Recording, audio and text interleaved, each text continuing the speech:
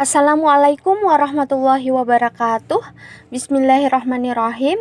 Baik, hari ini kita kembali membaca buku Malapetaka Runtuhnya Khilafah karya Syekh Abdul Qadim Zalum pada bagian yang ke-19. Judulnya adalah Pemisahan Kekuasaan dari Khilafah. Inggris tidak akan mengadakan perundingan damai sampai final sebelum mereka dapat menyelesaikan seluruh manuver politik mereka dan meraih hasil yang mereka harapkan. Dari tinjauan terhadap semua aksi yang dilakukan di Turki sejak dari kesepakatan gencatan senjata di Mondros sampai pada perundingan Lausanne yang pertama, tampak jelas bahwa Inggris memainkan peran yang sangat licik dan kotor untuk menghancurkan khilafah. Jenderal Inggris Harrington adalah komandan pasukan sekutu yang menguasai wilayah Turki dan memegang sepenuhnya kendali pemerintahan di Istanbul dan seluruh wilayah Turki. Di tangannya, Turki dipisahkan dari wilayah khilafah Islam lainnya. Dengan demikian, peluang untuk merealisasikan tujuan yang mereka sembunyikan semakin besar. Aktivitas mereka difokuskan untuk menghancurkan khilafah dan menyingkirkan sekutu-sekutunya, Perancis, Italia, dan Yunani dari wilayah Turki. Mereka pun mulai melakukan berbagai manuver ketika menyadari bahwa kedua rencana itu, menghancurkan khilafah dan menyingkirkan sekutu-sekutunya, tidak dapat berlangsung dengan mudah. Oleh karena itu, Inggris melakukan segala manuver yang licik dan jahat. Proses untuk menyingkirkan negara-negara sekutunya dilakukan oleh pemerintah Inggris melalui berbagai cara diplomatik dan politik, manuver internasional maupun militer, serta dengan cara memprovokasi perang saudara. Semua itu dilakukan sebagai cara untuk menghapuskan khilafah. Sementara itu, proses penghancuran khilafah dilakukan pemerintah Inggris melalui berbagai aktivitas langsung di wilayah Turki. Dua orang jenderal Inggris, Harrington dan Wilson, adalah operatornya. Selain itu, juga dilakukan berbagai aksi politik dan manuver internasional. Mustafa Kemal Pasha adalah orang yang membantu mereka dalam permainan politik yang mengerikan ini. Tanpa dia, persekongkolan jahat ini akan berakhir dengan kegagalan. Selain ketiga orang tersebut, ada pula beberapa orang Inggris yang kurang dikenal yang melakukan sejumlah aksi langsung di dalam wilayah Turki. Di antara mereka adalah Kapten H.S. Armstrong, seorang perwira rendah yang kurang dikenal yang melakukan sejumlah aksi pada waktu itu. Sebelum Perang Dunia I, dia merupakan atase militer Inggris di Istanbul. Pada saat perang pecah, dia pernah ditawan bersama-sama dengan seluruh tentara Divisi 6. Dalam tawanan, dia pernah mengajukan permintaan untuk bertemu dengan Anwar Pasha. Permintaan ini sangat mengherankan mengingat pada saat itu Anwar Pasha adalah menteri perang dan seluruh negara berada di bawah kekuasaannya. Oleh karena itu, merupakan hal yang tidak wajar jika seorang tawanan Inggris meminta bertemu dengannya.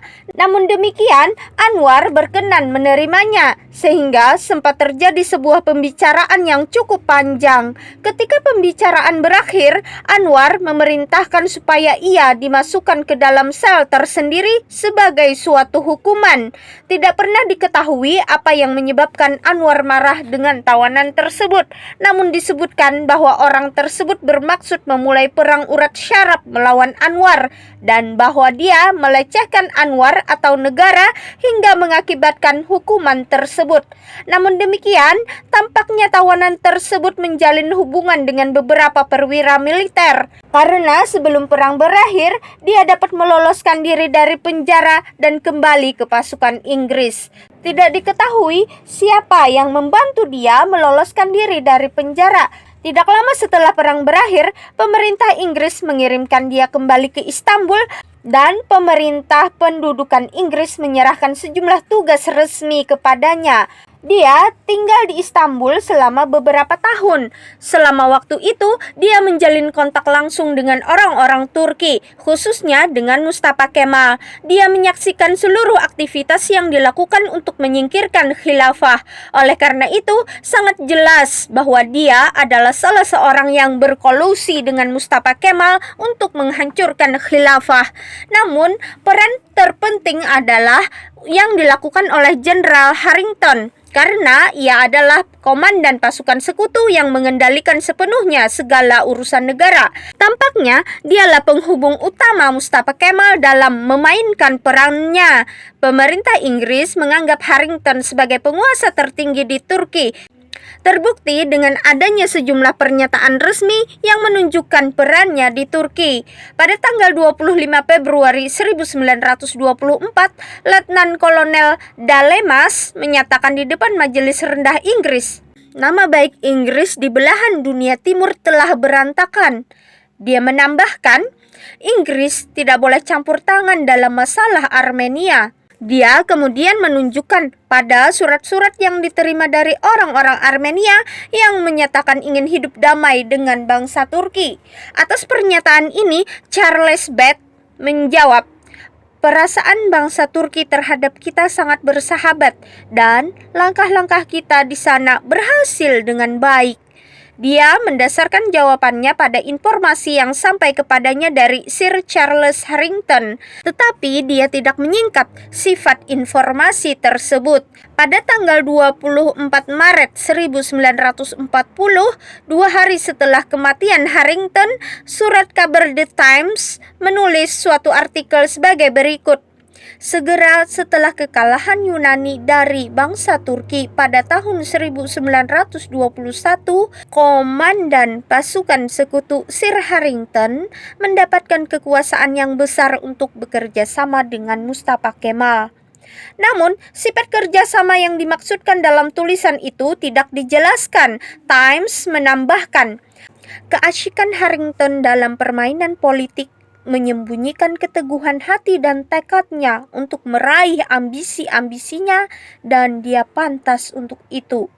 Dengan kekuasaan yang besar untuk bekerja sama dengan Mustafa Kemal, tahap akhir penyelesaian masalah untuk memberikan pukulan mematikan terhadap khilafah telah dimulai. Setelah kesepakatan gencatan senjata pada bulan Juli 1922, penarikan mundur pasukan Yunani, dan setelah penarikan mundur pasukan Prancis dan Italia, maka wilayah Turki telah bebas dari pendudukan pasukan asing kecuali dari pasukan Inggris. Dengan demikian, Harrington menjadi satu-satunya operator barat di Turki. Sementara pasukan Mustafa Kemal beserta pengaruh dan popularitasnya di seluruh negeri mencapai masa kejayaannya. Adapun pemerintahan Istanbul hanya merupakan pemerintahan formal yang tidak mempunyai wewenang dalam masalah apapun, karena seluruh kekuasaan berada di tangan pemerintahan Ankara, baik dalam perkara-perkara domestik seperti pelaksanaan undang-undang, kekuasaan atas militer, dan pemeliharaan semua urusan negara, maupun dalam masalah-masalah luar negeri seperti hubungan dengan negara-negara lain dan penandatanganan berbagai perjanjian. Sementara itu, Sultan di dalam istananya mengalami penderitaan yang berat.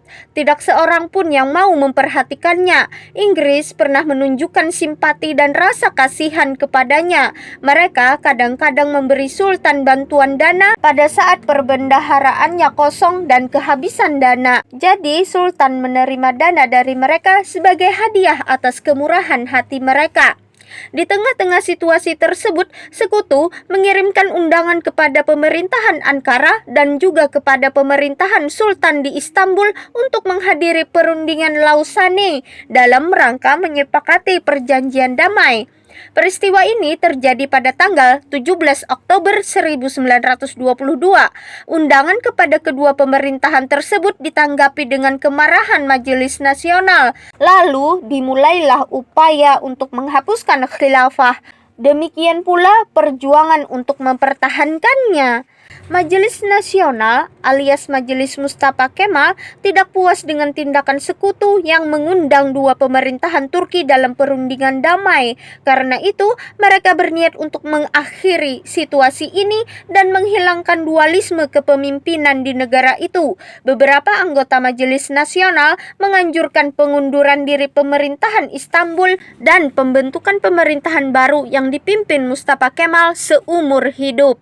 Sementara para anggota Majelis Nasional memperdebatkan masalah ini, Mustafa Kemal berada di Izmir dengan tetap mengamati dengan cermat perdebatan itu. Sudah 2 kali Majelis Nasional menghubungi dan mengajaknya membahas masalah perundingan damai yang akan datang. Namun, dia meminta maaf tidak dapat memenuhi ajakan itu dengan alasan tugas kemiliterannya memaksanya untuk tetap tinggal di Izmir. Atas jawaban itu, Rauf dan sejumlah politisi menemui Mustafa Kemal di Izmir untuk meminta pendapatnya tentang bagaimana seharusnya pemerintahan baru di Turki. Sebab tidak dapat dibayangkan bila terus-menerus terjadi dualisme pemerintahan. Yang satu merupakan pemerintahan sementara yang berkuasa dengan Ankara sebagai pusatnya, dan satunya lagi adalah pemerintahan resmi yang beribu kota di Istanbul dan dipimpin oleh Sultan beserta kabinet para menterinya. Mereka menyarankan Mustafa agar menggabungkan kedua pemerintahan itu menjadi satu dengan Khalifah sebagai pemimpin negara dan Mustafa sebagai perdana menterinya. Namun demikian, dia tidak menanggapi usulan tersebut sehingga para utusan mencurigai niatnya. Rauf terus menekannya dengan sejumlah pertanyaan. Akhirnya, Mustafa Kemal berjanji akan menemuinya di Ankara. Selanjutnya, Majelis Nasional menggelar sidang dan para utusan berdebat mengenai masalah itu. Para pendukung Mustafa Kemal berkata, apa yang dilakukan pemerintahan ibu kota untuk menyelamatkan Turki? Turki hanya memiliki satu pemerintahan, yaitu pemerintahan di Ankara. Mayoritas para utusan menyarankan agar pemerintahan Istanbul mengundurkan diri dan agar Khalifah menjadi sultan berdasarkan konstitusi. Di tengah-tengah perdebatan yang panas dan suasana muram yang melanda majelis, Mustafa Kemal maju ke podium dan meminta perhatian para utusan. Selanjutnya, dia mengajukan usulan pemisahan kesultanan dari khilafah, yaitu berarti penghapusan kesultanan dan penyingkiran Wahiduddin. Sampai di sini, bahaya yang menghadang khilafah semakin menakutkan dan semakin menimbulkan kegemparan di kalangan majelis. Oleh karena itu, Mustafa Kemal yang didukung oleh 8 orang pengikutnya menuntut pemungutan suara langsung. Tetapi, majelis memutuskan untuk menyerahkan permasalahan itu kepada suatu komite yang diberi tugas untuk mempelajarinya. Pada hari berikutnya, komite tersebut dikumpulkan. Komite itu tersusun dari sekelompok ahli hukum dan ulama. Mereka membutuhkan waktu lama untuk mempelajari usulan mengenai pemisahan kesultanan dari khilafah. Para anggota komite merujuk pada dalil-dalil yang diambil dari Al-Quran dan Sunnah Rasulullah. Selain itu, mereka juga menggunakan beratus-ratus contoh dari sejarah para khalifah di Baghdad dan di Kairo. Pada akhirnya, seluruh anggota komite sepakat menolak usulan tersebut. Mustafa Kemal yang hadir pada saat itu ketika mendengar permufakatan itu dan menyadari bahwa komite dengan suara bulat menyatakan menolak usulan tersebut, dengan marah langsung meloncat ke atas kursi, menginterupsi perdebatan para hadirin dan berteriak, "Tuan-tuan, Sultan Utsmaniyah telah merampas kekuasaan dari rakyat dengan cara kekerasan. Dengan kekerasan pula, rakyat akan merebut kembali kekuasaan itu darinya. Kesultanan harus dipisahkan dari khilafah dan harus dihapuskan. Hal ini akan terjadi baik dengan atau tanpa persetujuan Anda sekalian. Yang masuk akal adalah bahwa sebagian kepala Anda semua akan menggelinding dalam proses tersebut." Mendengar ancaman itu, para anggota komite dilanda ketakutan hingga lutut mereka gemetar. Yang dapat mereka lakukan hanyalah menyerahkan usulan tersebut kepada keputusan Majelis Nasional. Majelis Nasional kemudian bersidang untuk memperdebatkan usulan tersebut. Mayoritas anggota majelis menyatakan penolakannya terhadap usulan itu dan menyatakan kemarahan mereka terhadap usulan itu, bahkan terhadap Mustafa Kemal sendiri. Mustafa merasakan situasi ini ketika prosedur untuk melakukan pemungutan suara secara terbuka sedang disiapkan. Dia menyadari bahwa usulan itu pasti ditolak dan mayoritas anggota majelis menentangnya. Oleh karena itu, dia memerintahkan para pendukung setianya berdiri mengelilinginya untuk melindungi dirinya. Dia kemudian menuntut bahwa pemungutan suara harus dilakukan secara langsung. Namun beberapa utusan menolak dan menyarankan pemungutan suara dengan cara memanggil satu demi satu nama anggota majelis. Akan tetapi Mustafa Kemal menolak cara ini. Para pendukung Mustafa telah mempersenjatai diri dan telah siap mencabut pistol mereka ketika Mustafa berteriak, "Saya yakin majelis akan menerima usulan ini secara mufakat. Untuk itu, pemungutan suara cukup dilakukan dengan mengangkat tangan." Ketika pemungutan suara mengenai usulan tersebut dilakukan, hanya sedikit yang mengangkat tangan tanda setuju. Namun, ketua majelis mengumumkan hasil pemungutan suara sebagai berikut. Majelis telah menyetujui usulan secara mufakat. Mendengar pengumuman ini, sejumlah utusan meloncat ke atas kursi, menyatakan protes dan berteriak, "Ini tidak benar, kami tidak setuju." Para pendukung Mustafa ganti berteriak, "Duduk, diam." Kekacauan pun pecah dan kegemparan semakin meningkat sehingga sidang berakhir dengan kerusuhan. Pada awal November 1922, Mustafa Kemal meninggalkan gedung Majelis Nasional dengan perlindungan dari para pendukungnya. Peristiwa ini terjadi 14 hari setelah undangan untuk menghadiri perundingan Lausanne diterima. 5 hari setelah keputusan itu diambil, Rifat Pasha melakukan kudeta militer mendadak di Istanbul untuk merebut kendali kekuasaan di ibu kota dengan bantuan dari militer dan kekuatan bersenjata lainnya. Kudeta ini terjadi tepat di depan mata Harrington. Dengan demikian, Mustafa menghapuskan pemerintahan Sultan dengan cara kekerasan. Sultan pura-pura tidak mengetahui situasi ini selama beberapa hari.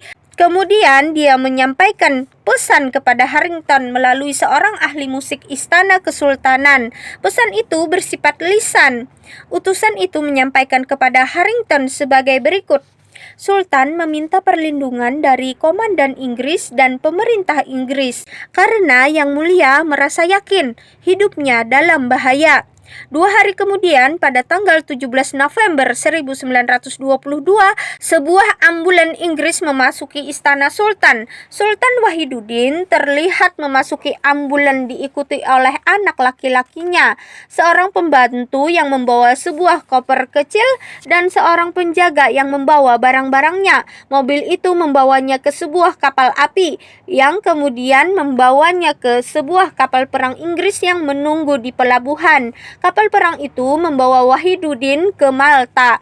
Segera setelah kepergian Wahiduddin, sepupunya Amir Abdul Majid bin Abdul Aziz diangkat sebagai khalifah kaum muslim setelah mendapat persetujuan Majelis Nasional.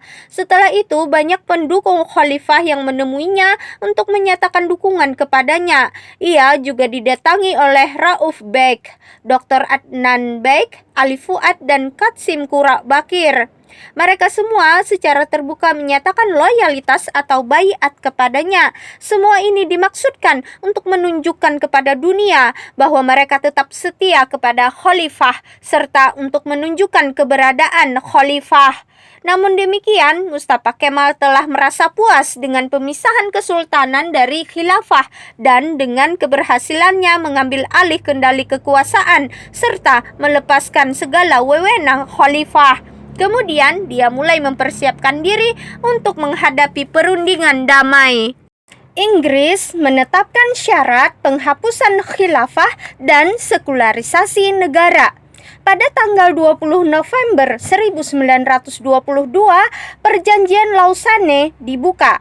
Perundingan tersebut dihadiri delegasi pemerintahan Ankara atas nama Daulah Utsmaniyah dan bertindak sebagai wakil khilafah yang mengalami kekalahan dalam Perang Dunia. Perundingan tersebut juga dihadiri oleh Lord Curzon, Menteri Luar Negeri Inggris sebagai pimpinan delegasi karena pemerintahan Lloyd George telah mengundurkan diri pada tanggal 19 Oktober 1922. Selama perundingan, pimpinan delegasi Inggris, Lord Curzon, menetapkan 4 syarat sebelum memberi pengakuan atas kemerdekaan Turki. Syarat-syarat tersebut adalah 1. Penghapusan khilafah secara total. 2. Pengusiran khalifah sampai keluar batas-batas negara. 3. Penyitaan kekayaan khalifah. 4. Pernyataan sekularisasi negara. Keberhasilan perundingan terletak pada pemenuhan syarat-syarat tersebut. Namun, perundingan itu berakhir pada tanggal 4 Februari 1923 tanpa menghasilkan keputusan apapun dan dinyatakan gagal. Ismat Pasha kembali ke Turki dari perundingan dan Mustafa segera menemuinya di Eskişehir untuk mendapatkan informasi tentang segala hal yang telah mengemuka dalam perundingan. Kemudian mereka berdua kembali ke Ankara. Pada waktu kedatangan mereka di stasiun Ankara, keduanya terkejut dengan kelalaian Perdana Menteri Rauf Bek dan para utusan wilayah dalam penyambutan kedatangan mereka. Mustafa Kemal marah karena ketidakmunculan mereka dan segera memanggil Rauf untuk meminta penjelasan atas kelakuan tersebut. Rauf menjawab dan menyatakan ketidaksetujuannya atas pengiriman Ismat pada perundingan Lausanne tanpa bermusyawarah dengan pemerintah dan keberatan dengan tindakan Mustafa Kemal yang segera menemui Ismat di Eskişehir juga tanpa berkonsultasi dengan pemerintah. Rauf menegaskan bahwa hal tersebut merupakan tindakan yang inkonstitusional. Rauf melanjutkan protesnya dengan menyampaikan pengunduran dirinya dari kursi Perdana Menteri. Akibatnya, Majelis Nasional bersidang untuk membahas perundingan damai tersebut. Majelis berpihak kepada Rauf dan bersama-sama memberikan dukungan kepadanya, serta mayoritas anggota majelis menentang Mustafa Kemal. Perdebatan memanas hingga berlangsung sampai 9 hari. Selama waktu itu, para utusan mengutuk Mustafa Kemal yang dulu pernah membuat kesepakatan dengan musuh atau Yunani di mudanya. Dengan menggambarkan kesepakatan itu sebagai tipu daya, mereka menyatakan bahwa seharusnya Mustafa meneruskan pengejaran terhadap tentara Yunani itu sampai ke Istanbul, bahkan jika perlu sampai ke Mehena. Para utusan kemudian melancarkan hujatan yang kasar kepada Ismat Pasha dengan menuduhnya melanggar tata cara perundingan dan tidak mampu bernegosiasi dengan Lord Curzon. Mereka juga mengkritik pengirimannya yang tidak melalui persetujuan mereka. Mereka memutuskan melakukan pemungutan suara untuk memecatnya dan mengangkat penggantinya untuk meneruskan perundingan lanjutan di Lausanne. Menyadari situasi ini, Mustafa Kemal marah dan mengeluarkan ancaman serta menghasut para utusan untuk menentang Rauf Bek hingga Rauf dapat menggagalkan pemecatan Ismat. Mustafa berkeras mempertahankan Ismat karena ia merupakan utusan yang sangat dipercaya dalam berhubungan dengan Inggris dan orang yang sangat patuh kepadanya. Mengirim utusan lain dapat menghalangi seluruh rencana Mustafa Kemal sehingga dapat memberikan hasil akhir yang berbeda. Oleh sebab itu, Mustafa berjuang mati-matian sampai akhirnya ia berhasil menggagalkan keputusan penggantian Ismat. Kemudian dia menyiapkan rencana untuk melawan Majelis Nasional sehingga perseteruan antara keduanya semakin meningkat sampai sebagian besar koleganya yang dulu berpihak kepadanya pada masa-masa sulit selama bertahun-tahun mulai bergabung melawannya dengan dipimpin oleh Rauf Bek. Di antara penentang Mustafa Kemal adalah Rahmi, Adnan, Qasim Qurrabakir, Rifat, Ali Fuad, Nuruddin, dan sebagainya. Hanya Ismat, Fauzi, dan beberapa sahabatnya yang tetap berpihak kepadanya. Para utusan satu demi satu bergabung dengan Rauf dan mulai mengkritisi Mustafa Kemal secara terbuka. Mayoritas anggota Majelis Nasional bergabung menentangnya. Mustafa mulai menyadari bahwa kekalahannya dapat dipastikan. Demikian pembacaan buku Malapetaka Runtuhnya Khilafah pada bagian ke-19. Semoga bermanfaat. Wassalamualaikum warahmatullahi wabarakatuh.